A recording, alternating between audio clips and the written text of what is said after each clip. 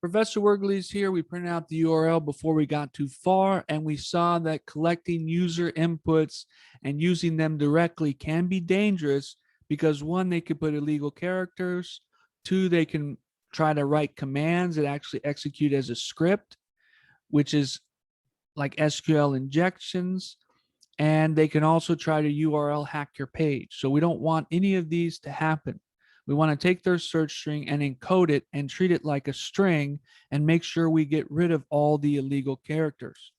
Well, how do we do that? Luckily, Java has a built-in tool. So before we create the URL, we're going to make sure that we encode this search string. So I'm going to create a new string. It's going to be a temporary string. We'll call it the encoded search string. Okay, encoded search string, we can actually use a URL encoder.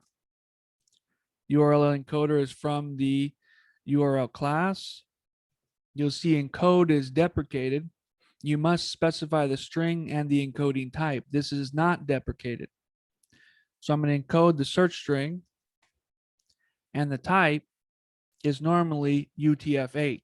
That's a common type to do, although others can be used as well. Okay, UTF-8 is a very common format.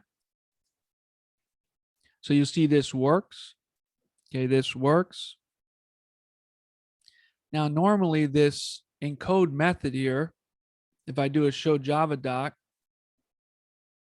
will throw an error. You'll see this encoding method. This is deprecated, but if I go to the new one, it throws an unsupported encoding exception. If I click on this exception, you'll see the superclass is IO exception, and the superclass of that is exception. Well, if I go to my load method, you'll see it throws an exception. If I take this off, you'll see now I get a compile error saying, hey, you're not supporting the correct exception. So you'll want to surround this with a try catch statement. Even though I throws an exception up here, that's for something else. That's for loading the URL. We want to actually use this subclass so we get more information in the log file. So I'm going to surround the statement with a try catch. Okay, you'll see it's an unsupported exception. And then I can put my throws exception back here for the other cases that we were using. Okay, one of them could be that the search string was empty. So let's say we call the load method, there's nothing there. We need to throw an exception and let the user know they need to type something before they can just click the search button. And instead of using the raw search string, we're now going to use the encoded search string. Now this is nested in a try catch block. So once this block is over, the encoded search string is no longer accessible. So we need to declare this outside the try block. And we can create it as a null or an empty string. And then if this works, the encoded string will be equal here. If it doesn't work, we can return.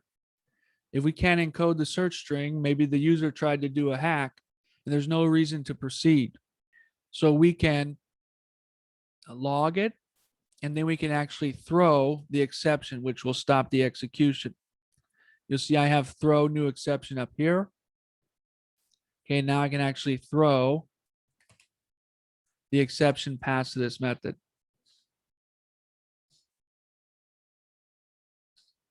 If it works, it's going to continue. Okay, we can also put a return here, but I want to throw the exception so on the controller we can display it to the user. So I'm going to throw this exception, pass it back to the controller. If there's no exception, we're going to continue and use the encoded URL string. So now if I save this and run it, we can see what the URL prints out when I type in University of Missouri. So if I type in University of Missouri and click go, you'll see now it has plus symbols. So plus symbols are okay. The browser uses %20 for spaces. It also uses pluses for spaces, but spaces are not allowed normally. So you'll see it's now using pluses. It's encoding all the legal characters from the search string. I don't want to encode the entire URL string because here I have an ampersand and I don't want to encode it as an ampersand. I actually want this to be an ampersand. If I encode it as an ampersand, it's going to treat it as a string. So it won't even see this GET request. And this question mark, we want it to be a question mark. If I encode it as a question mark, it'll just be considered part of the string. And we don't want that. Question mark, it actually tells the URL to do something. It tells this URL this is a GET request. And this ampersand tells it that I have more key value pairs. So I don't want to encode the whole URL. I just want to encode the part that the user can modify. Now that it's ready to go, we can proceed. So we can actually run the URL and pull the data back from the API. We're going to do that in the next video. Stick with Professor Orgeles, and we'll see you in the next video.